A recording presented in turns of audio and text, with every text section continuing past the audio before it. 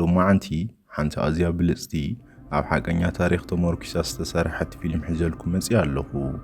እቲ ኩላትና ንፈልጦ ታሪኽ ፓብሎ ስኮባር ብዓይነታ ዘፍቀረቶ ጋዜጠኛ ቨርጂኒያ ቫሌሁ እንታይ ይመስል? እዛ ጓል ነቲ ንመላእ ዓለም ዘሰንበደ ፓብሎ ስኮባር ብኸመይ ንኽትሓዝ ምኽንያት ኮይና? ሎሚ ቨርጂኒያ ቫሌሁ ኣብ መንጎ ፍቕርን ሞትን ተቐርቂራ ዘሕለፈቶ ዘደንግጽ ህይወት ክንርኢ ኢና። እታ ንዓለም ዘገረመት ናይ መወዳእታ ናይ ቴሌፎን ጻውዒት ፓብሎ ስኮባር ከመይ ከም ዝነበረት ንራእያ። ፈለማ ግና ነዛ ፊልም ከም ትፈትውዋ ብሕጂቱ ስለተረዳእኒ ድሓረ ከይትርስዕዎ ላይክ ኢልኩም ጀምሩ።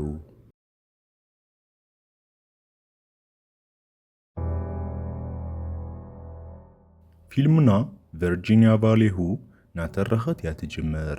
እዛ ጓል ህብብቲ ጋዜጠኛን ኣቕራቢት መደብ ቴሌቪዥንን ኮይና ኣብ 1993 ብሰንኪ ሓደ ወዲ ንሃገራ ገዲፋ ብነፋሪት ኣብ ህድማ ትርከብ።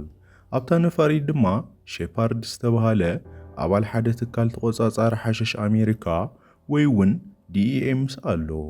ኣብ ኣሜሪካ ምስ በጽሑ ቨርጂኒያ ናብ ሓደ ሆቴል ተኣቱ። ኣብኡ ድማ ካብ ክፍላ ንኸይትወፅን ምስ ዝኾነ ሰብ ንኸይትራኸብን ትእዘዝ። ቨርጂኒያ ርእሳ ስለ ዝሐማ ግና ኣስፕሪን ተሓትት። ሼፓርድ ግና እቲ መድሓኒት ከም ሓሸሽ ስለ ዝረአ ሆቴላት ኣስፒሪን ክሕዛ ይፍቀደልንን ኢሉ ይመልሰላ። ንሳ ድማ እናሰሓቐት ፓብሎ እዚ እንተዝሰምዕ ቅድሚ ንኹለኹም ምቕታሉ ምሰሓቐ ነይሩ ኢላ ትዛረብ። ካብኡ ብድሕሪ እዚ ፊልምና ብዝኽሪ እንድሕሪት ትመልሰና። ግዚኡ 1981 እዩ። ኣብ ሃገረ ኮሎምቢያ ፓብሎ ስኮባር ምስ ኣዕርኽቱን ሰራሕተኛታትን ኮይኑ ብብሽክለታ እናኸደ ንሪኦ። ኣብ መንጎ እዚ ድማ ሓደ ካብቶም ኣዕርኽቱ ምስ ሓደ ፈረስ ኢላቶም እሞ እቲ ፈረስ ወዲቑ ክሳቐ ይጅምር። ፓብሎን ብጾቱን ድማ ንከይሳቐ ብጥይት ይቐትልዎ። ድሕሪኡ ናብቲ ቤተ መንግስቲ ዝመስል ገዝኡ ተመሊሶም ምስ ሰበይቱ ቪክቶርያ ብዛዕባ ንምሸቱ ዘዳለውዎ ዓብዪ ፓርቲ ይዘራረቡ። ቪክቶርያ ግና ወዳ ምስ ሓደ ሓሻኽሪ ፓብሎ እናዓለለ ምስ ረኣየቶ ገጻ ለዊጣ ንፓብሎ ንንግድን ንስድራ ቤትን ንኽፈላለዮም ተሓቶ። ፓብሎ ድማ ንወዱ ካብቲ ሓላዊ ኣልጊሱ ብዛዕባ ሚስጥራዊ ስራሕ ይዘራረብ። ፓብሎ ነቲ ብጻዩ ምስ ቅትለት 24 ኣባላቱ ዝተተሓሓዙ ሰነዳት ንኸጥፍእ ተልእኾ ይህቦ። ብድሕሪኡ ቨርጂኒያ ንፈለማ ግዘ ናብ ናይ ፓብሎ ግዛኣት ብነፋሪት ትመጽእ። ብዛዕባ ፓብሎ ብወረ ሰሚዓ እኳ ተነበረት ብዓይና ግን ሪኣቶ ይትፈልጥን። ኣብቲ ቦታ ብዙሓት ዕጡቓት ምስ ረኣየት ጅሆ ዝሕዝዋ መሲልዋ ክትፈርሕ ትጅምር። ፓብሎ ግና እዚ ቦታ መኻነ እንስሳ እዩ፣ እታ ኣጽዋር ድማ ንእንስሳት ይተዳልዩ ብምባል የረድኣ። ንሳ ግና ፓብሎ ምዃኑ ስለ ዘይፈለጠት ከም ሰራሕተኛ ጌራ ትዛረቦ። ንምሸቶ ኣብቲ ፓርቲ ቨርጂኒያ እቲ ቀትሪ ዝረኣየቶ ሰብኣይ በዓሉ ፓብሎ ምዃኑ ትርዳእ። ፓብሎ እቲ ፓርቲ ዓመታዊ ጽምብል ምጅማር ንድኻታት ኣባይቲ ንምህናጽ ዝተመስረተ ፋውንዴሽን ምዃኑ ይነግራ። ቨርጂኒያ ድማ እቲ ንድኻታት ንምሕጋዝ ዝመጽእ ገንዘብ ካበይ ዝመጽእ ኢላ ዋላ እንተሓተተቶ ንሱ ግና መልሲ ይሃባን። እቲ ሓቂ ግን ምኽንያት እቲ ፓርቲ ንሱ ከይኮነስ ምምስራት እቲ ውሩይ ሜዴሊን ካርቴል ነበረ። ድሕሪ ዝተወሰነ መዓልትታት ፓብሎ ንቨርጂኒያ ናብቶም ንድኻታት ዝሃነጾም ኣባይቲ ወሰዳ። መብዛሕትኦም ኣብቲ ከባቢ ዘለዉ ቆልዑ ድማ ብስሙ ፓብሎ ተባሂሎም ይጽውዑ ነበሩ። ቨርጂኒያ ንፓብሎ ኣብ ናይ ቴሌቪዥን መደባ ቃለ መሕትት ትገብረሉ። ንሱ ድማ ንሃገሩ ኮሎምቢያ ዘለዎ ሕልሚ ብስምዒት ይዛረባ። ቨርጂኒያ ድማ ፓብሎ እቲ ገንዘብ ከመይ ገይሩ ከም ዘምጽኦ ግዲ የብለይን፣ ከመይ ገይሩ ከም ዝጥቀመሉ ጥራይ ዘገድሰኒ ኢላ ትዛረብ። ብሓባር ድራር እናበልዑ ከለዉ ቨርጂኒያ በዓልቲ ሓዳር ምዃና ኮይኑ ግና እቲ ዘይትፈትዎ ሰብኣያ ክፈትሓ ከም ዘይደሊ ትነግሮ። ፓብሎ ድማ ኣነ ኸፋትሐኪ እየ ኢሉ ቃል ይኣትወላ። ሽዑ ንሽዑ ድማ ብጾት ፓብሎ ናብ ሰብኣያ ብምኻድ ይፈራርሕዎ። ብድሕሪ እዚ ቨርጂኒያ ናይ ቴሌቪዥን መደባ እናቐረበት እንኮላ ሰብኣያ መወዳእታ ነቲ ናይ ፍትሕ ወረቐት ከም ዝፈረመሉ የበስራ። ናጽነታ ንምጽምባል ድማ ፓብሎ ናብ ሓደ ደሴት ይወስዳ። ኣብኡ ድማ ሓቢሮም ፍቕራዊ ግዜ የሕልፉ። ብድሕሪ እዚ ፓብሎ ናብ ሓደ ናይ ሓሸሽ ነጋዶ ዝተኣከብሉ ዓብዪ ኣኼባ ወሰዳ። ኣብቲ ቦታ ቨርጂኒያ ምስ ኩሎም ብጾት ፓብሎ ተላለየት። ፓብሎ ንቨርጂኒያ ከም ኣዝዩ ዝፈትዋ ጓል ገይሩ ስለ ዘላለያ ድማ ሓበን ይስምዓ። ንምሸትቶም ናይ ሓሸሽ ነጋዶ ንመላእ ኣሜሪካ ከም ግዝኣቶም ተኸፋፈልዋ። ድሕሪ ሓደ ዓመት ድማ እቲ ሓሸሽ ብኸመይ ናብ ኣሜሪካ ይኣቱ ከም ዘሎ ንርኢ። ኣብ ሓደ ዓቢ ጽርግያ ሓንቲ ዓባይ ማኪና ብሃንደበት መገዲ ተዓጹ።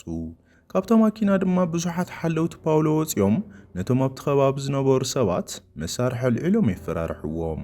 እቲ መገዲ ከም መካይን ነፃ ምስ ኮነ ድማ ሓንቲ ነፋሪት ኣብቲ ጽርግያ ተዓልብ እሞ ነቲ ሓሸሽ ተራግፎ። ከም ገለጻ ቨርጂንያ 1 ኪሎ ሓሸሽ ኣብ ኣሜሪካ እንተኣትዩ ኣብ ክልተ ተመቒሉ ዕጽፊ መኽሰብ ይርከበሉ ነበረ። እቲ ሓሸሽ ንኣሜሪካ ክውሕዝ ምስ ጀመረ ፕሬዚደንት ሮናልድ ሬጋን ብዛዕባ እቲ ጉዳይ ንህዝቢ መደረ ከስምዕ ተገደደ። ወኪል ዲኢኤ ዝኾነ ሸፓርድ ድማ ኣብ ዋይት ሃውስ ኮይኑ ነቲ ኩነታት ይከታተሎ። ኣብኡ ድማ ልኡኻት ኣሜሪካን ኮሎምቢያን እሱራት ናይ ምርኽኻብ ስምምዕ ዳግማይ ንኸተግብሩ ይፍትኑ ከም ዘለዉ ነገርዎ። እዚ ስምምዕ እዚ ኣብ ኮሎምቢያ ዘለዉ ዳያኑ ብገንዘብ ይዕደጉ ወይ እውን ብፈተና ቅትለት ይፈርሑ ስለ ዝነበሩ ኮሎምቢያ ነቶም ነጋዶ ሓሸሽ ክትሕዞም ኣሜሪካ ድማ ኣብ ፍርዲ ክተቕርቦም ዘኽእል እዩ። ፓውሎም ብጾቱ ንዚ ምስ ሰምዑ ብዛዕባ እቲ ዘጋጠሞም ስጋት ይዕልሉ። ካልኦቶም ብሕጊ ንምቅላስ ክሓስቡ እንከለዉ ፓውሎ ግና ናብ ውሽጢ ኣቲና ክንቃለሱ ኢና ዝብል ሓሳብ ኣምጽአ። ናብ ውሽጢ ፖለቲካ ምእታው ሓደገኛ ምዃኑ እኳ ተነገርዎ ፓውሎ ግና ኣብ ባይቶን ተኣቲኻ ከም ሓደ ካብኣታቶም ስለ ትቝጸር ይኽብሩኻ እዮም ኢሉ ይዛረቦም። ካብኡቲ ካርቴል ንኽልቲኦም ተናሓናሕቲ ፖለቲከኛታት ገንዘብ ምሃብ ጀመረ። በዚ ድማ ዝኾነ ሰብ እንተተዓወተ ንሶም ተረባሕቲ እዮም። ነፈርቶም ቀትሪ ፖለቲከኛታት የጓዓዛ፣ ለይቲ ድማ ሓሽሽ ናብ ኣሜሪካ የውርዳ ነበራ። ድሕሪ ዝተወሰነ ዋርሕ ሰበይቲ ፓብሎ ዝኾነት ቪክቶርያ ምስ ፓብሎ ብዛዕባ ዝሓድሽ ስርሑ እናተዘራረበት ንሪኣ። ፓብሎ ከዓቐን ላዕሊ ይኸድ ከም ዘሎ ትነግሮ። እኹል ገንዘብ ከም ዘለዎምን ንስድራ ቤቱ ድማ ግዘ ከም ዘይሂብን ገሊጻ ድማ ተወቕሶ። ፓብሎ ግና ኣነ ኩሉ ሰብ ከኽብረንን ወደይ ድማ ብኣይ ክሕበንን እዩ ትምኒተይ ኢሉ ይምልሰላ። ቪክቶርያ ግና ሓሪቓ ናብ ክፍላን ትኣቱ ፓብሎ ስዒብዋ ብምእታው ክብርቲ ሰበይቲ ፓውሎ ተባሂል ክትጽውዕ ይደልን ዲኺ ኢሉ ይሓታ። ንሳ ግና ኣነ ሰበይቲ ክኸውን ጥራይ ድሌተይ ብምባል ምስ ቨርጂንያ ዘለዎ ርክብ ጠጠው ንኸብሎ ተሓቶ። ንሱ ድማ ምስኣ ዘለና ርክብ ተወዲኡ እዩ ኢሉ ቃል ይኣትወላ። እንተኾነ ግን ድሕሪ ዝተወሰነ መዓልትታት ደጊሙ ፓውሎ ምስ ቨርጂንያ ይድቅስ። ፓውሎ ብሓገዝ ቨርጂንያ ፖለቲካዊ ወፍሩ ቐጸለ። ብዝህቦም ዝነበሩ መደረታት ድማ ብዙሓት ሰዓብቲ ይረክብ። ኣብ መዓልቲ መረፃ ኩሉ ሰብ ነቲ ውፅኢት ብሃንቀውታ ይጽበ። ኣብ መወዳእታ ድማ ፓውሎ ወኪል ህዝቢ ሜዴሊን ኮይኑ ከም ዝተዓወተ ተረጋገጸ። ሓምለ 1982 ፓውሎ ንፈለማ ግዘ ናብ ቤት ምኽሪ ንምእታው ይመጽእ። ስርሑ ሓደገኛ ምዃኑ ስለ ዝፍለጥ ዋላ ሓደ ሰብ ጠጠው ከብል ኣይፈተነን። እንተኾነ ግን ክራቫት ስለ ዘይገበረ ጥራይ ኣብ ማዕጾ ተኸልከለ። እቶም ንዕዑ ንምሕጋዝ ዝጓየዩ ዝነበሩ ጋዜጠኛታት ድማ ንሃታቶም ክራቫት ይህብዎ። ብድሕሪኡ ድማ ፓውሎ ንቨርጂንያ ኢሉ ሓደ ዓቢ ሳንጣ ብገንዘብ ክመልኣላ ንሪኦ። ንሳ እቲ ገንዘብ ብምስጢር ንኽተስግረሉ ዝሓተታ ይመስላ። ንሱ ግና እዚ ናተይ ህያብ እዩ ንባዕልኺ ተጠቀምሉ ኢሉ ውህብቶ ይህባ። ዓመታት ሓሊፎም ድማ 1983 ኮነ። ቨርጂንያ በቲ ዝተወሃባ ገንዘብ ክባራት ኣባይቲ ስልማታትን ክዳውንትን ክትዕድግ ጀመረት። ብኻልእ ገጽ ድማ ፓብሎ ንወዱ ከመይ ገይሩ ሓሽሽ ከም ዝዳሎን ከም ዝቖርጽን ይምህሮ ነበረ። እንተኾነ ግን ባዕሉ ነቲ ሓሸሽ ፈጺሙ ንኸይጥቀመሉ የጠንቅቆ። ናብ ቨርጂንያ ምስ እንምለስ ሓደ መዓልቲ ናብ ሆቴል እናኣተወትን ኮላ ሼፓርድ ናብኣ ቀሪቡ ብሓባር መስተ ንኽሰትዩ ይዕድማ። ፓውሎ ከመይ ገይሩ ገንዘቡ ከም ዝረክብ ካሓታ ምስ ፈተና ድማ ቨርጂንያ ዲኢኤ ኣብ ፖለቲካ ኮሎምቢያ ናይ ምእታው ስልጣን የብሉን ብምባል ትምልሰሉ። ሼፓርድ ድማ ኣሜሪካ ብሰንኪቲ ዝኣቱ ዘሎ ሓሸሽ ከም ዝተበደለት ከርዳ ኣይፍትን። ቨርጂንያ ግና ጭንቀትኩም ብዛዕባ እቲ ዝወጽእ ዘሎ ገንዘብ እዩ፣ ንጣልያናውያን ማፍያታት ዘይትንክፍዎም ገንዘቦም ኣብ ኣሜሪካ ስለ ዘቐምጡ እዩ ብምባል ትካትዖ። ድሕሪ ዋርሕ ድማ ቨርጂንያ ናብ ማዕርፎ ነፈርቲ ሜዴሊን መጸት። እንተኾነ ግን ፓውሎ ንዕዑ ካብ ስልጣኑ ንምእላይ ኣብ ቦጎታ ብዝተጸውዑ ፍሉይ ኣኼባ ባይቶ ስለ ዝነበረ ከም ኣመሉ ክቕበላ ወይ ተረኸበን። ኣብቲ ባይቶ ሓደ ሚኒስትር ብዛዕባ ፓውሎ እናተዛረበ እንከሎ ዘይሕጋዊ ስራሕ ዝሰርሕ ሰብ ኣብ መንጎና ምርካቡ ውርደት እዩ ኢሉ ይዛረብ። ፓውሎ ድማ ንትዛረቦም ክስታት መረዳእታ ኣቕርብ። ባዕልኹም እውን ንወፍሪ መረፃኹም ዝወዓለ ገንዘብ ካበይ ከም ዘምፃኸሞ ተዛረቡ ብምባል መለሰሉ።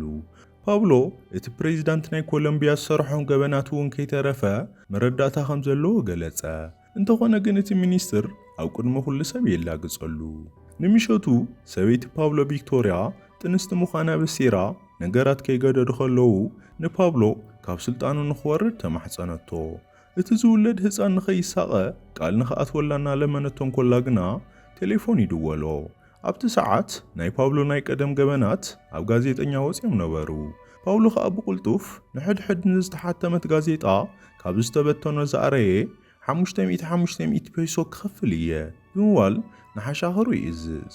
ብጾቱ ከዓ ነተን ጋዜጣታት ዘከፋፍላ መኻይና ሰዓቡ ክእክብዎን ይጅምሩ። ቨርጂንያ ከም ትገልጾ ድማ እቲ ዝወፀ ዜና ነቲ ሚኒስትር ዝበሎ ዘረጋግፅን ፓውሎ ኣብ ንእስነቱ ክልተ ፖላይስ ከም ዝቐተለ ዘጋልጽን ነበረ። ኩሉ ዝተሓተመ ጋዜጣ ከይተኣከበ ተሪፉ ስለ ዝነበረ ግን ሰባት ስለ ዘንበብዎ እቲ ነዚ ሚስጥር እዚ ንኸጥፍእ ተላኢኹ ዝነበረ ሓሽከር ስርሑ ብኣግባብ ስለ ዘይሳለጠ ተሳቒዩ ንኽመውት ይግበር። ልሕዱ ዝተወሰነ መዓልትታት ድማ ሓለፍቲ እቲ ካርቴል ብዛዕባ እቲ ሚኒስትር እንታይ ክገብሩ ከም ዘለዎም ንምዝርራብ ተኣከቡ። ፓውሎ ነቲ ሚኒስትር ክቐትሎ ከም ዝደሊ ይነግሮም። ንኹላቶም ድማ ኣብቲ ገበን ኢዶም ንኽሓውስሉ ገንዘብ ንኸዋፅኡን የገድዶም። ገለ ካብቶም ብጾቱ ነቲ ሓሳብ እኳ ተዘይፈተውዎ ፓውሎ ግና ካልእ መማረፂ ከም ዘይብሎም ተዛሪቡ ይእምኖም። ንጽባሒቱ ፓውሎ ምስ ቨርጂንያ ድራር እናበልዐ እንከሎ ነገራት ይለዋወጡ ከም ዘለዉ ብምዝራብ ሓደ ሳንዱቕ ይሂባ። ነቲ ህያብ ኩሉ ግዜ ምስኣነ ክትሕዞ ድማ ይነግራ። ቨርጂንያ ድማ ነታ ሳንዱቕ ምስ ከፈተታ ኣብ ውሽጣ ሽጉጥ ስለ ዝረኸበት ኣዝያ ትስንብድ። ነቲ ሽጉጥ ክትወስዶ ከም ዘይትደሊ ድማ ትዛረቦ። ፓውሎ ግና ኩነታት ኣዝዩ ክትተሓላለኽ ምዃኑ ንምርዳእ ጸላእቱ እንተሒዞምዋ ከመይ ገይሮም ከም ዝጋሰስዋን ከመይ ከም ዘሳቒዋን ክገልጸላ ጀመረ። እቲ ሽጉጥ ድማ ወይ ክትከላኸለሉ ወይ እውን ጸላእቲ ናብ ቅድሚ ምብፅሖም ባዕላ ንኽትቀትለሉ ከም ዝሕግዛ ነገራ። ቨርጂንያ ድማ በዚ ኣዝያ ስለ ዝፈርሐት ናበኸየት ናብ ገዝኣ ንኽወስዳ ሓተተቶ። ድሕሪኡ ፓውሎ ናብ ሓደ ሲካሬስ ወይ ድማ ቀተልቲ ዝስልጥንሉ ማዓስከር ከደ። ካብቶም ኣብ ድኻታት ገዛውቲ ዝዓበዩ መናእሰይ ድማ ክልተ ቀተልቲ ቆፀረ። እቶም መናእሰይ ኣብ ሞተር ብሽክለታ ኮይኖም ናብታ ናይቲ ሚኒስትር ማኪና ብድሕሪት ቀረቡ እሞ ብጥይት ቀቲሎሞ ተሰወሩ። ቨርጂንያ ኣብ ቴሌቪዥን መደብ እናቐረበት እንኮላ እቲ መደብ ተቋሪጹ ዜና ሞት እቲ ሚኒስትር ንህዝቢ ንኽትነግር ትግደድ። ቪክቶሪያ ነቲ ዜና እናረኣየት ክትበክን ኮላ ቨርጂንያ ድማ ፕሬዚደንት ኮሎምቢያ ነቲ ናይ ገበነኛታት ርክብ ስምምዕ ብዕሊ ከም ዘጽድቆ ገለጸት። ብሰንኪ እዚ ድማ ፓውሎ መዋፈሪኡ ናብ ፓርላማ ክልውጥ ወሰነ። ኣብ 1984 ኣብ ፓናማ መራሕቲ እቲ ካርቴል ምስ ሓደ መንግስቲ ንዝርርብ ዝሰደዶ ናይ ቀደም ፕሬዚዳንት ተራኸቡ። ፓውሎ ንመንግስቲ ግብሪ ንኽኸፍልን ዝተወሰነ ገንዘብ ድማ ንኣሜሪካ ንኽህብን ተሰማምዐ። እዚ ኩሉ እቲ ናይ ገበነኛ ርክክብ ስምምዕ ንኽስረዝ እዩ ነይሩ። እቲ ናይ ቀደም ፕሬዚዳንት ግና ምስ ኣሜሪካውያን ከይተዘራረበ ነቲ ስምምዕ ክስርዞ ከም ዘይክእል ነገሮ። ኣብ ሰዓት ድማ ፓውሎ መፍትሕ እንተዘይምፂኻ ግና ኩናት ከም ዝውላዕ ፍለጥ ብምባል የጠንቅቆ። ካብዚ ግዜ እዚ ጀሚሩ ኩነታት እናገደደ ኸደ። ፓውሎ ነቲ ንሰበይቱ ዝኣተወላ ቃል ክሕሉ ኣይከኣለን። ወዱ ድማ ካብ ሃገሩ ኮሎምቢያ ወፃእ ተወልደ። እቲ ናይ ፓውሎ ምስጢር ኣብ ጋዜጣ ዘውፅእ ኣሰናዳእ ተቐትለ። ቨርጂንያ ድማ ብቴሌፎን ናይ ሞት መጠንቀቕታ ክበፅሓን ሰባት ክከታተልዋን ጀመሩ። ሓደ ለይቲ ድማ ፓውሎ ኣብ ገዛ ጸኒሑ ነገራት ሰላም ክኾኑ ምዃኖም ክነግራ ምስ ፈተነ ጥዕና ሲኢንካ ኣለኻ ኢላቶ ካብቲ ክፍሊ ወፀት። ንሰባት ምፍርራሕ ንፓውሎ ልሙድ ስራሕ ይኾን። ንሓደ ዳይና ናብ ገዝኡ ሳንዱቕ ሬሳ ብምስዳድ ኣፈራሪሑ ቀተሎ። ድሕሪኡ ኣብቶም ድኻታት ዝነብሩሉ ገዛውቲ ኣፅዋር ዓደለ። ንነፍሲ ወከፍ ትቐትልዎ ፖሊስ ገንዘብ ክኸፍለኩም እየ ኢሉ ድማ ይዝዞም። እቲ ፖሊስ ዝለዓለ መዓርግ እንተሃልይዎ እቲ ዝኽፈል ገንዘብ እውን ብኡ መጠን ይውስኽ ነበረ። ብድሕሪ ዝሞት ኣብ መላእቲ ሃገር መዓልታዊ ልሙድ ተርእዮ ይኾን። ፖላይስ እውን ብበዝሒ ይቐተሉ። መንግስቲ ድማ ነፍሲ ወከፍ ዝተቐተለ ፖሊስ 10 መናእሰይ ካብቶም ድኻታት ገዛውቲ ብምቕታል ሓነ ክፈዲ ጀመረ። ካብኡ መንግስቲ ኮሎምቢያ ንፓውሎ ጥራይ ትከታተል ፍሊት ጉጅለ መስረተ። DEA ድማ ንሼፓርድ ነቲ ስራሕ ንኽከታተል ናብ ኮሎምቢያ ይሰዶ። እቲ ናይ ርኽክብ ስምምዕ ስለ ዘይተዓወተ ሕጂ ኣሜሪካውያን ባዕሎም ንፓውሎ ክሕዝዎ መፁ። ቴሌፎኑ ብምጥላፍ ንፓውሎ ዝረኽብሉ ዘመናዊ መሳርሒ ተኸሉ። እንተኾነ ግን እቶም ናይ ፓውሎ ደገፍቲ ኣብ ተመሳሳሊ ሰዓት ካብ ዝተፈላለዩ ቦታታት ብሓባር ቴሌፎን ብምድዋል ነቲ ሲስተም የደናግርዎ። ናብ ቨርጂንያ ምስ እንምለስ ቨርጂንያ ኣብ ስቱድዮ ቴሌቪዥን ምስ ሓለቓ እናተባእሰት ንሪኣ። ምስ ፓውሎ ዘለዋ ርክብ ስለ ዝተፈልጠ ካብ ስርሓ ተሰጎገት። ኣብ ቦታኣ ድማ ካልእ መንእሰይ ጋዜጠኛ ተተክአት። ቨርጂንያ በቲ ነገር ኣዝያ ሓሪቓ ፓውሎ ቀትለካ እዩ ብምባል ንሓለቓ ኣፈራሪሓት ተወፀት። ካብቲ ህንፃ ምስ ወፀት ድማ ሼፓርድ እናተፀበያ ፀኒሑ ብሓባር መስተ ንኽሰትዩ ይዕድማ። ቨርጂንያ ኣብ ፍሎሪዳ ስራሕ ከም ዝረኸበት ብምምሳል ትሕሱ። ንሼፓርድ ብፍቕሪ ክትማርኾ እውን ፈተነት። ሼፓርድ ግና ዝኾነ ስራሕ ከም ዘይብልክ ይፈልጥ እየ። ሕጂ ዋላ ሓደ ሰብ ክቆፅረከ ይደልን እዩ ብምባል ብዛዕባ ብዙሕ ከም ዝፈልጥ ገለጸላ። ካብኡ ቀፂሉ ንፓውሎ ሕሊፋ እንተሂባቶም ዕቑባ ከም ዝህብዋ ቃል ኣትወላ። ንሳ ግና ንፓውሎ ሕሊፋ ክትህቦ ይደለየትን። ኣብታ ሰዓት ድማ ሓንቲ መኪና እናሰለይቶም ምስ ረኣዩ ሼፓርድ ሽጉጥ ኣውፂኡ ነታ ማኪና ክከታተል ኣይፍትን። እታ ማኪና ግና ካብኦም ሃዲማ ተሰወረት። ካብኡ ቨርጂንያ ናብ ፓውሎ ደው ኢላ ብፆትካ ክስልዩኒ ጀሚሮም ኣለዉ ምስ በለቶ ኣነ ሰደድክዎ ሰብ የለን ኢሉ ይምልሰላ። ብፍርሕቷ ሓይጣ ድማ ርክቦም ጠጠው ከብልዎ ከም ትደሊ ትዛረቦ። ንሱ ግና ኣብ እዝና ነታ ቴሌፎን ይዓፅዋ። ኣብዚ ግዜ ፓውሎ ብገንዘብ ተዓዲገን ዝመፃ ብዙሓት መናእሰይ ኣዋልድ ወሻሽም ከም ዘለዎ ንርኢ። ሓንቲ ካብኣቶም ግና ምስ ፖሊስ ብምሽጥር ብምስራሓ እቶም ፖላይስ ፓውሎ ዝርከበሉ ቦታ ፈለጥዎ። ካብኡ ሄሊኮፕተራት ናብቲ ናይ ፓውሎ መሕብኡ ቦታ ብምምፃእ ተኹሲ ኸፈታ። ብፆት ፓውሎ ድማ ኣዕዋፍ ብምፍናው ምስቴን ሄሊኮፕተራት ንኽላተማ ብምግባር ሓንቲ ሄሊኮፕተር ንኽትወድቕ ዋላ እንተገበሩ ፓውሎ ግና ክሃድም ተገደደ። ሕጂ ፓውሎ ተሓቢኡ ምስ ዝኾነ ሰብ ርክብ ኣቋረፀ። ብፆቱ ድማ ስርሖም ይፈርስ ከም ዘሎ ተረዲኦም ክሻቐሉ ጀመሩ። ብዙሓት ካብኣቶም እውን ተቐትሉ። ፓውሎ ሕጂ በይኑ ክሃድም ይግደድ። 1989 ፓውሎ ናብ ሓደ መደበር ሬድዮ ብምድዋል ኣብ ልዕሊ መንግስቲ ሙሉእ ንሙሉእ ኩናት ኣወጀ። ንሱ ባዕሉ ምዃኑ ንምርግጋጽ ድማ ነቲ መደበር ሬድዮ ከም ዘባርዖ ይጠንቅቕ። ብኻልእ ገጽ ቨርጂንያ ኣብ ማያሚ ኮይና ኣብ ቴሌቪዥን ቃለ መሕትት እናገበረት እንኮላ ንሪኣ። ድሕሪኡ ናብ መዕርፎ ነፈርቲ ኸደት። ኣባላት FBI ግና ፓስፖርት ኣሕዲጎም ሓንቲ ነፋሪት ኣብ ኣየር እናነፈረት ስለ ዝተባርዐት መዕርፎ ነፈርቲ ቦጎታ ተዓፅዩ ዝብል ዘሰንብድ ዜና ነገርዋ።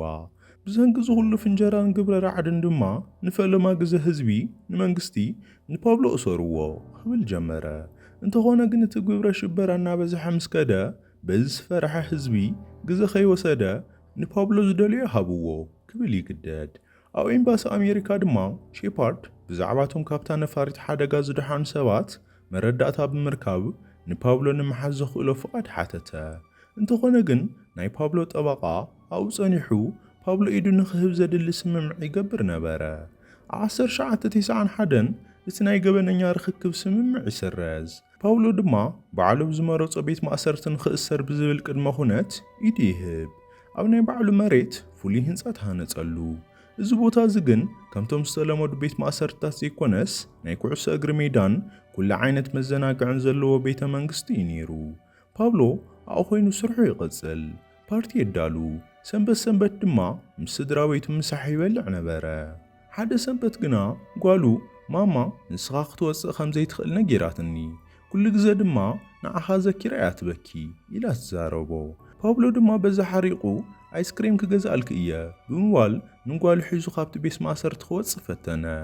እቶም ቀዳሞት ሓለውቲ ፈሪሖም ማዕጾ ኸፈትሉ።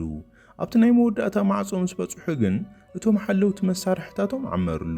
ካብኡ ሰበይቱ ቪክቶርያ መጺኣ ንጓላ ክትወስዳ እንኮላ ፓውሎ ድማ ብሕርቃንን ብጓህን ክበኪ ጀመረ። ብኻልእ ገጽ ድማ ቨርጂንያ ኣብ ከቢድ ጸገም ወዲቓ ትርከብ። ኩሎም መራኸቢ ሚድያታት ስለ ዝሓደጉዋን ናይ መወዓውዒ ስምምዓታት ስለ ዝተሰረዙን ዕዳኣ ንምኽፋል ገዛ ክትሸጥ ተገደደት። እቶም ሓለውቲ ጽቡቕ ጌሮም ክሕልውዋ ብዝብል ተስፋ ድማ ሰበይቲ እቲ ፕሬዚዳንት ኣብ ትነብረሉ ህንፃ ኣፓርታማ ተኻረየት። ሓድሽ ቴሌፎን ዋላ እኳ ተለወጠት እቲ ናይ ሞት መጠንቀቕታ ግና ምምጽኡ ጠጠው የበለን። ካብኡ ቨርጂንያ ናብቲ ፓብሎ ዘለዎ ቤት ማእሰርቲ ብምኻድ ሰላም ክረክብ መታን ምሳኻ ከምዘየለኹ ንኹሉ ሰብ ንገረለይ ኢላ ተማሕፀነቶ። ስራሕ ሰኣነት ብሰንኪ ፓብሎ ስለ ዝኾነ ድማ ናብ ኤውሮጳ ንምኻድ ዝኽእላ ገንዘብ ሓተተቶ። ፓብሎ ግና ገንዘብ ኣይሂበክን እየ ምስ በላ ንሳ ድማ ናብ ፖሊስ ብምኻድ ኩሉ ዝፈልጦ ብምስጢር ክዛረብ እየ ኢላ ተፈራርሖ። ፓብሎ ግና እንድሕር ከምኡ ጌራ ሽዑ ንሽዑ ከም ዝቐትላ ፈራሪሑ ሓሳባ ንኽትልውጥ ገበራ። ኣብ 1992 ፓብሎ ምስ ክልተ ካብ ብጾቱ ይራኸብ። እዞም ሰባት ዘይከፈልዎ ዕዳ ነበሮም። ኣይንኸፍልን ኢሎም ምስ ኣበዩ ግና ፓብሎ ኣብ ውሽጢ እቲ ቤት ማእሰርቲ ቀተሎም። እዚ ወረዚ ናብ ሚድያታት ምስ በጽሐ መንግስቲ ንቐተልቲ ኣብ ውሽጢ ቤት ማእሰርቲ ዕቁባ ይህበሎ ተባሂሉ ስለ ዝተወቐሰ ንፓብሎ ናብ ወታደራዊ ቤት ማእሰርቲ ክወስዶ ይውስን። ወታደራት ነቲ ቦታ ምስ ከበብዎ ግና ፓብሎ ኣብኡ ኣይነበረን። እቲ ናይቲ ኤሌክትሪክ ሓጹር መቆጻጸሪ ኣብ ክፍሉ ስለ ዝነበረ ኣጥፊኡ ካብቲ በዓሉ ዝሃነጾ ቤት ማእሰርቲ ተምለጠ። ብድሕሪኡ ፓብሎ ኣብ ሓንቲ ማእኸል መንበሪ ገዛውቲ ትርከብ ንእሽቶ ገዛ ተሓብአ። ብጾቱ ድማ ብሰንኪቶም ዝቐተልካዮም ብጾትካ ኩሉ ሰብ በኣኻ ተስፋ ቆሪጹ ካባና ይርሕቕ ኣሎ ኢሎም ይዛረብዎ። ፓብሎ ግና ሕጂ እውን ጌጋ ከም ዝፈጸመ ይኣመነን። እቶም ቀደም ምስ ፓብሎ ዝሰርሑ ዝነበሩ ብጾቱ ካብ ገበን ናጻ ንምዃን ምስ መንግስቲ ተሰማምዑ። ሎስ ፔፔስ ዝተባሃለ ካብ መንግስትን ካብ ጸላእቱ ነጋዶ ሓሽሽን ዝቆመ ጉጅለ ድማ ንፓብሎ ንምህዳን ስራሕ ጀመረ። ምስ ፓብሎ ርክብ ዝነበሮም ሰባት ናቐተሉ ድማ ኣብ ሬሳታቶም ምስ ፓብሎ ኤስኮባር ስለ ዝሰራሕኻ ዝብል ጽሑፍ ክልጥፉ ይጅምሩ። እዚ ንቨርጂንያ እውን ኣብ ከቢድ ሓደጋ የእትዋ። ሓደ መዓልቲ ድማ ዘለዋ ወርቂ ንኽትሸይጥ ኣብ ሓደ ቤት መሸጣ እናሃለወት እቶም ቀተልቲ መጥቃዕቲ ፈነውላ። እቲ መሽኮት ጥይት ዝከላኸል ስለ ዝነበረ ጥራይ ግና ብሂወት ተረፈት። ብኻልእ ገጽ ድማ ፓብሎ ምስ ስድራ ቤቱ ኣብ ሓንቲ ንእሽቶ ኣፓርታማ ተሓቢኡ እንትነብር ንርኢ። ሰበይቱ ቪክቶርያ ክትበክ ምስ ረኣያ እቲ ቤት ትምህርቲ ብሰንኪ ፓብሎ ከይባራዕ ስለ ዝተፈርሐ ንጓልና ኣብቲ ናይቲ ቤት ትምህርቲ ምርኢት ንኸይትሳተፍ ከልኪሎምዋ ኢላ ትዛረቦ። በዚ ምኽንያት ፓብሎ ኩነታት እናገደደ ከም ዝኸደ ስለ ተረድኦ ንቪክቶርያ ደቅና ሒዝኪ ካብዚ ሃገር ውፂ ኣነ ኸኣ ንኹሉ ጸገም ክፈትሖ እየ ኢሉ ይዛረባ። ብኻልእ ገጽ ድማ ቨርጂንያ ምስ መንግስቲ ንኽትተሓባበር ወሲና ናብ ሼፓርድ ኸደት። ድኽመት ፓብሎ ስድራ ቤቱ እዮም። ካብ ኮሎምቢያ ንኽወፁ ክትፈቕድሎም የብልኩምን። ንሳቶም እንተወፂኦም ፓብሎ ንምልእቲ እቲ ሃገር ከጥፍኣ ይኽእል እዩ ኢላ ትዛረቦም። ሼፓርድ ድማ ነቲ ሓሳብ ናብ ሓለቓኡ ብምውሳድ ንስድርኡ ጆሆና ሓዞም እሞ ፓብሎ ምስኣቶም ክራኸብ ምስ ፍትን ክንሕዞ ንኽእል ኢና ብምባል ኣመኖ። መንግስቲ ድማ ነቲ ምስ ቪክቶርያ ዝኣተወ ቃል ብምፍራስ ነቲ ሓሳብ ተቐበሎ። ኣብ 1993 ስድራ ቤት ፓብሎ ናብ ጀርመን ንምእታው ዝገበርዎ ፈተነ ፈሺሉ ናብ ኮሎምቢያ ተመልሱ። ዲኢኤ ድማ ነታ ስድራ ኣብ ሓደ ኣፓርተማ ጆሆ ብምሓዝ ዝመጽእ ናይ ቴሌፎን ጻውዒት ንምክትታል መሳርሕታቶም ዘርግሑ። ፓብሎ እዚ ወረዘብ ዜና ምስ ሰምዐ ናብ ስድራ ቤቱ ይድውል። ንጓሉ ከም ዝመጽእ ክነግራ እናፈተነ እንከሎ ግና እቲ ቴሌፎን ይጥለፍ ከም ዘሎ ስለ ተረድኦ ነቶም ፖላይስ ክጸርፎምን ከፈራርሖምን ጀመረ። ሰበይቲ ቪክቶርያ ደጊሙ ንኸይድውል እኳ እንተለመነቶ ንሱ ግና ዓሽሽ በላ። ድሕሪ ዝተወሰነ ደቃይቕ ድማ ፓብሎ ደጊሙ ደወለ። እቶም ኣባላት ፖሊስ ድማ ፓብሎ ካበይ ይድውል ከም ዘሎ ፈለጡ። ፓብሎ ንፈለሙ ኣዋን ምስ ጓሉ ተዘራረበ። ድሕሪኡ ድማ ንወዱ እዚ ኩሉ ምስ ተወድአ ንጋዜጠኛታት እንታይ ኢሉ መግለጺ ክህቦም ከም ዘለዎ ክምህሮ ጀመረ። ኣብ መስኮት ተጸጊዑ እናተዛረበ እንከሎ ድማ እቶም ኣባላት ዲኢኤ ንፓብሎ ብንጹር ከለልይዎ ከኣሉ። ካብኡ ማዕጾ ሰቢሮም ንኣተዉ ፓብሎ ግና ቴሌፎኑ ክዓጽዎ ይጸንሖም። ንሱ ነቲ ምስኡ ዝነበረ ሓላዊኡን ሽጉጦም ኣውፂኦም ብመስኮት ክሃድሙ ፈተኑ። እንተኾነ ግን ኣይሰለጦምን። ኣብቲ ናሕሲ እናሃለዉ ብጥይት ተወቂዖም ተቐትሉ። ወዱ ድማ ድምፂ ነብኡ ዝቐተለት ጥይት ብቴሌፎን ይሰምዓ። ኣብቲ ካልእ ክፍሊ ድማ ኣባላት ዲኢኤ ብዓወት እናዘለሉ እንከለዉ ቨርጂንያ ብሕርቃን ትጥምቶም። ካብኡ ሼፓርድ መጺኡ ናብ ውሕስ ቦታ ንኽወስዳ ሒዙዋ ይወፅእ። ካብኡ ፊልም ናብ መወዳእታ ቨርጂንያ ምስ ፖሊስ ክትተሓባበር እንከላ ዝገበረቶ ዝርርብ እናተሰምዐ ትዛዘም።